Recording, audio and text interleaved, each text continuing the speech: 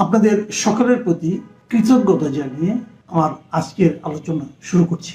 কৃতজ্ঞতা এই কারণে, আপনারা নিশ্চয়ই খেয়াল করেছেন গত কদিন আমি আসলে কোনো কন্টেন্ট করিনি, আপনাদের সামনেও আসিনি মানে আসতে পারিনি। আমি শারীরিকভাবে খুবই অসুস্থ ছিলাম, এখনো কিছুটা আছি, সম্পূর্ণ ভালো হয়েছে বলা যাবে না, কথা বলার পর্যায়ে এসেছি আর কি। এবং আমার ধারণা এত দ্রুত যে আমি ভালো হয়েছি এজন্য আপনাদের শুভকামনা আমার জন্য কাজ করেছে। যাই হোক, নিজের প্রসঙ্গে আর না বলি বেশি, সবাই নিশ্চয়ই আমার জন্য দোয়া করেছেন, এই জন্য সবার প্রতি আমার কৃতজ্ঞতা। আজকে ছোট একটা বিষয় নিয়ে অল্প কথা বলবো। আজকে শরীরটা এমনিতেও অতটা শক্তি পাচ্ছি না। যে কথাটি বলবো এটা আজকে গত দুদিন ধরে দেখছিলাম, সাবেক সিইসি কে নুরুল হুদা, তাকে যে ধরা হলো এবং জনগণ কিছু লোক তাকে ধরলেন, ধরে তাকে গলায় জুতার মালা পরালেন। একজন দেখলাম বেশ উল্লাসের সঙ্গে গালে জুতো দিয়ে বাড়িও দিলেন, পাশে পুলিশও ছিল। তারপর তাকে নিয়ে আসা। স্বরাষ্ট্র উপদেষ্টা বললেন মব জাস্টিস ঠিক না, সরকার প্রধানের সরকারের পক্ষ থেকে বিবৃতি এলো মব ভায়োলেন্স বরদাস্ত করা হবে না, কিন্তু ওনাকে ধরা হলো। এখানে না কয়েকটা জিনিস আমার খুব মনে পড়ে, আপনাদের মনে আছে কিনা জানি না। আমি নিজেও এই ধরনের একবার একটা মন্তব্য করেছিলাম, এটা নিয়ে অনেকে আমাকে বেশ সমালোচনা করেছিল। আমি এটা কেন বললাম, আপনাদের মনে আছে যখন এই সরকার পতন হাসিনা সরকারের পতনের পর কিছুদিনের মধ্যেই যখন সর্বপ্রথম তৎকালীন আইনমন্ত্রী আনিসুল হক এবং সালমান এফ রহমানকে সদরঘাট থেকে ধরা হলো লুঙ্গি পরিহিত অবস্থায়, তখন তাৎক্ষণিকভাবে আমি একটা মন্তব্য করেছিলাম যে ওনাদেরকে ধরেছে ভালো হয়েছে, কিন্তু আমি খুশি হতাম কিন্তু ওখানে দাঁড়িয়ে থাকে, ওখানে আশেপাশে থাকা জনগণ যদি তাকে দুই চারটা চট্টগ্রাম মারত। তখন আমি যে কথাটা বলেছিলাম সেটা হলো ক্রোধে রাগের মাথায় বলেছিলাম। আমার কাছে মনে হয়েছিল এদেরকে জেলে নিয়ে গেলে না এরা এটাকে ঝুলিয়ে দেয়, এদের আর তেমন সাজাটা হয় না, একটা সামাজিক বেজ্জতি হওয়া দরকার এই লোকগুলো। এটা তখন আমি বলেছিলাম এই জিনিসটা, আমি অস্বীকার করবো না। এবং আমি এটা বলে কখন মানুষ সেটাও বলি, যখন নাকি আইনের উপর বিচার ব্যবস্থার উপর মানুষের আস্থা কমে যায়, তখন মানুষ এটাই ভাবে যে নগদ কিছু দেওয়াটা ধর যা দিয়ে নটুকি লাভ। এই সমস্ত লোকের ক্ষেত্রে ওটা হয়তো ওই সময়ের জন্য প্রযোজ্য ছিল, আমি মনে করি ওই সময়টা ছিল একদম একটা তাৎক্ষণিক ক্রোধের মুহূর্ত ছিল, কিন্তু এরপর তো 10 মাস পার হয়ে গেছে না, এখন কিন্তু ওই বাস্তবতাটা নেই।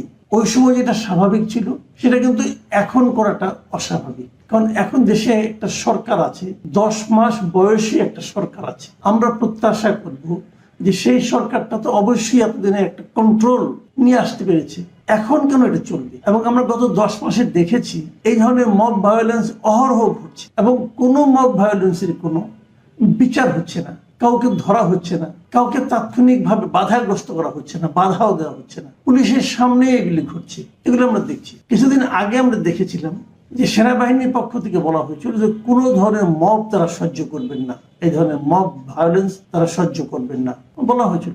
এবং এবারে যে ঘটনাটা ঘটলো, আমরা দেখলাম যে একটা ভদ্রলোক দাঁড়িয়েওয়ালা এক ভদ্রলোক, তাকে যেভাবে গলার মধ্যে জুতো দিয়ে বাড়ি দিলেন, দৃশ্যটা দেখতে আমার ভালো লাগেনি।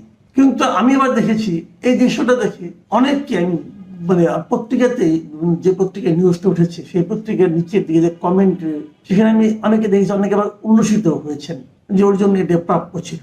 প্রাপ্য কার জন্য কি ছিল সেটা তো অবশ্যই আপনি বলতে পারেন, কিন্তু সেই প্রাপ্য আপনি কিন্তু তাকে চুকিয়ে দেওয়ার ক্ষমতা রাখি না, সেটা দিবে রাষ্ট্র, সেটা দিবে বিচার ব্যবস্থা। এই জায়গাটাতেই কিন্তু আমাদের পার্থক্যটা বুঝতে হবে। শাস্তি হতে পারে, আপনি তার জন্য চূড়ান্ত শাস্তি প্রার্থনা করতে পারেন, চূড়ান্ত শাস্তির জন্য সব কাজ করতে পারেন, কিন্তু আপনি শাস্তিটা দিতে পারেন না, এটাই হলো নিয়ম। এবং আমার কাছে যে জিনিসটা খুব খারাপ লেগেছে সেটা হলো যখন তার গালে জুতো মারা হচ্ছে, গলায় জুতার মালা পরানো হচ্ছে, তখন কিন্তু সেখানে পুলিশ ছিল এবং পুলিশ সেই লোকটাকে ফেরানোর কোনো বিন্দুমাত্র চেষ্টা করেনি।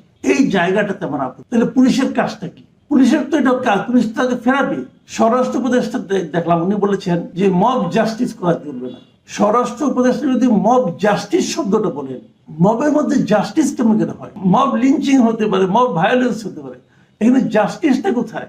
আমাদের স্বরাষ্ট্র উপদেষ্টা উনি বুঝে বলুন, না বুঝে বলবেন আমি কি করে বলবো, উনি তো জ্ঞানী লোক, সর্বোচ্চ পদে ছিলেন, উনি কি করে মব জাস্টিস বলেন আমি বুঝতে পারলাম না। যাই হোক, উনি বলেছেন নাকি বিচার হবে।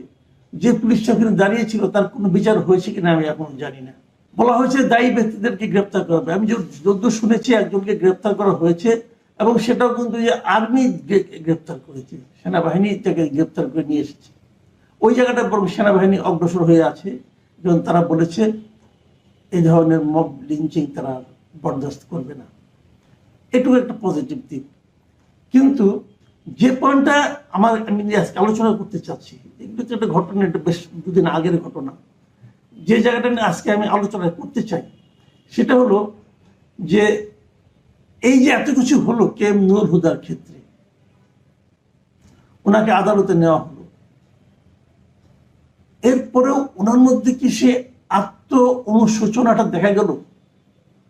ভেবে দেখুন, উনি আদালতে যে কি বললেন, আদালত যখন ওনাকে জিজ্ঞাসা করা হলো যে আপনি যে শপথ নিয়েছিলেন, যে আপনি একটা দায়িত্ব পেয়েছেন, একটা সাংবিধানিক দায়িত্ব, আপনি শপথ নেওয়ার পর সেই শপথটাকে আপনি মানে যথাযথভাবে পালন করতে পেরেছিলেন, আপনি কি শপথ ভঙ্গ করেন নাই? উনি কি জবাব দিলেন শুনুন ওনার জবাবটা। উনি বললেন যে আমি কোনো শপথ ভঙ্গ করিনি। তারপর উনি অন্য অন্য কাহিনী বললেন। একজন নির্বাচন কমিশনার শপথ নেন কি হিসাবে? উনি নির্বাচনটাকে যথাযথভাবে অনুষ্ঠান করবেন। ওনারা বলে কি নির্বাচনটা যথাযথভাবে হয়েছিল? হয়নি তো। এই যে ওনার না পারাটা, উনি যে পারলেন না, উনি কারণ দেখিয়েছেন, এটা আমার কাছে একা না, 4 জন নির্বাচন কমিশনার থাকে। তো উনি যখন 4 জন নির্বাচন কমিশনারের কথা বলেন, তখন এই কে এম নুরুল হুদা সাহেবের সঙ্গে তো আরেকজন নির্বাচন কমিশনার ছিলেন, যিনি মানে প্রতিনিয়ত বলে গেছেন যে এটা ঠিক হচ্ছে না, এটা ঠিক হচ্ছে না। তাকে বরং উনি ধমকাতেন। ওনার সিনিয়র ছিলেন, কিন্তু নুরুল হুদা সাহেবের চেয়ে উনি সিনিয়র ছিলেন, তাকে উনি ধমকাতেন। বিএনপি বন্ধু বলে তাকে এক ধরনের ট্যাগ লাগানো হতো নাকি? তো উনি 4 জন নির্বাচন কমিশনারের কথা বললেন। তারপরে 17 লাখ কর্মকর্তা এই নির্বাচন কমিশনের তত্ত্বাবধানে কিভাবে কাজ করে তাদের কথা বললেন। এই অনেক কাহিনী বললেন যে এরা সবাই মিলে যদি করে আমি একা কি করব। মানে এই যে অজুহাত দেওয়ার যে একটা প্রবণতা, এই প্রবণতা দিয়ে কি উনি শপথ ভঙ্গ না করার কথাটা প্রমাণ করতে পারেন? উনি তো এতদিনে তো আত্মোপলব্ধি হওয়া উচিত ছিল যে ওনার আমলে এমন একটা নির্বাচন হয়েছে যে নির্বাচন বাংলাদেশের ইতিহাসে কখনো হয়নি। সেটা হলো আগের রাতে ভোট হয়ে গেছে, যেটা নিয়ে লোকে মুখে মুখে বলে নিশিরাতের ভোট। এমন ভয়ঙ্কর নির্বাচন খালি বাংলাদেশে না, পৃথিবীর কোথাও হয়নি। জাপানের এক সময় রাষ্ট্রদূত বলেছিল না, যে যখন শুনেছেন যে এখানে আগের রাত্রে ভোট হয়ে যায়, উনি বলেছিলেন, তাই না? তো তারপরেও কিন্তু উনি সেটা স্বীকার করলেন না। আমি খালি এই জায়গাটাতে আমি অবাক হয়েছি যে ওনার বয়স হয়ে গেছে, ওনার উকিলও বলেছেন ওনার বয়স 77, যদি ওনার বয়স হয়ে গেছে, এই বয়সে এসে তো মানুষের মধ্যে একটু আত্মগ্লানি কাজ করা উচিত ছিল, কিন্তু ওনার মধ্যে সেই গ্লানিটা কাজ করেনি। উনি এখনো জাস্টিফাই করার চেষ্টা করছেন যে উনি কাজটা ঠিকই করেছেন।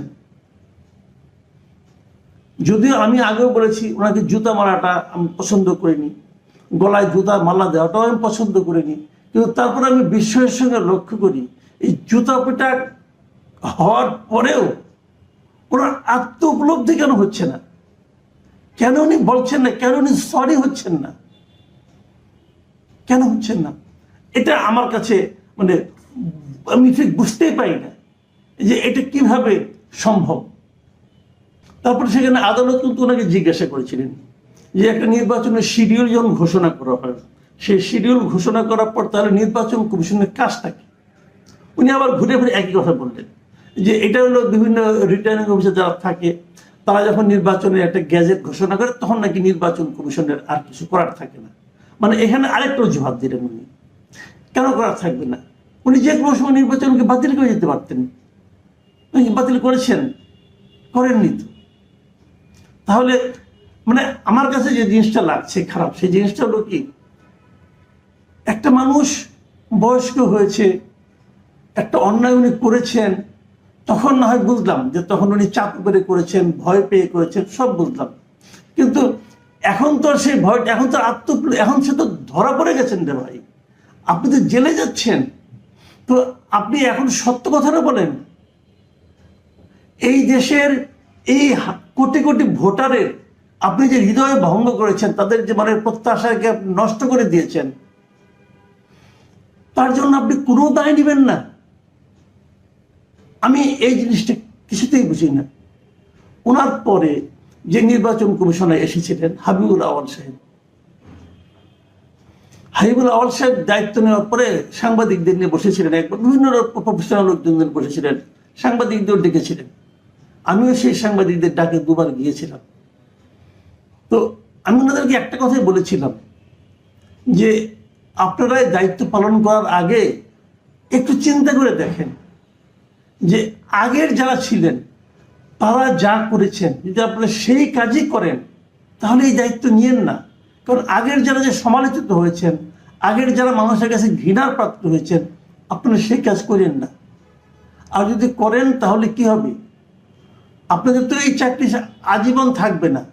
এটা যখন শেষ হবে তখন আপনারা গেলে কিন্তু এই মাছের বাজারে গেলেও কিন্তু আপনারা মানুষের কাছে সম্মানটা পাবেন না। এবং দেখুন বাস্তবতা কিন্তু সেটাই হয়েছে। এখন ওনারা তো মাছের বাজারে যেতেও পারেন না। মানুষ আপনাদেরকে এখন ঘৃণা করে, অথচ এই ঘৃণাটুকু আপনারা কেন অর্জন করলেন? আমাদের এই হলো মানসিকতা। যারা এখন নির্বাচন কমিশনের দায়িত্বে আছেন তাদেরকে আমরা বলবো একই কথা, যে আপনারা একটা বড় দায়িত্ব পেয়েছেন, কিন্তু যদি এই দায়িত্বটা ঠিকঠাক মতো পালন করতে না পারেন, দিন কিন্তু পাল্টে যায়, এক সময় দিন পাল্টে যায়, তখন কিন্তু আবার আপনাদের ওই একই পরিণতি হবে। আমি মনে করি এই দৃশ্যগুলো মানুষের হৃদয়ের মধ্যে তুলে রাখা উচিত, যে যখন ক্ষমতা চলে যায় তখন তাদের কি পরিণতি হয়, এবং এই পরিণতির দিকে তাকিয়ে যদি কখনো কেউ ক্ষমতায় যান তারা সেভাবে ক্ষমতা ব্যবহার করবেন। এটাই আপনাদের কাছে আমার প্রত্যাশা। ক্ষমতা মানুষকে আল্লাহ দেয় দেখার জন্য, পরীক্ষা করার জন্য, যে তোমাকে আমি ক্ষমতা দিলাম, তুমি এই ক্ষমতাটা কিভাবে প্রয়োগ করো। তুমি কি এটা তোমার জন্য প্রয়োগ করো, তুমি কি এটা তুমি একটা গোষ্ঠীর জন্য প্রয়োগ করো, নাকি তুমি এটা জনগণের জন্য প্রয়োগ করো। আল্লাহ টেস্ট করে। সেই পরীক্ষা যদি উত্তীর্ণ হতে না পারেন তাহলে এই মানুষের কাছে অপমানিত হবেন, আল্লাহর কাছে তো হবেনি। আর বিচারে আপনার যে কি হবে জানি না। এই শেষ বয়সে জেলখানায় যাচ্ছেন। প্রিয় দর্শক, এখন এ পর্যন্তই। আগে বলেছি আমি আসলে এখন অসুস্থ, অত মানে ডিটেল অত গুছিয়ে হয়তো বলতে পারলাম না। তারপরেও আমি ভাবলাম যে দর্শকদের সঙ্গে বেশি দিন বিচ্ছিন্ন থাকা ঠিক না।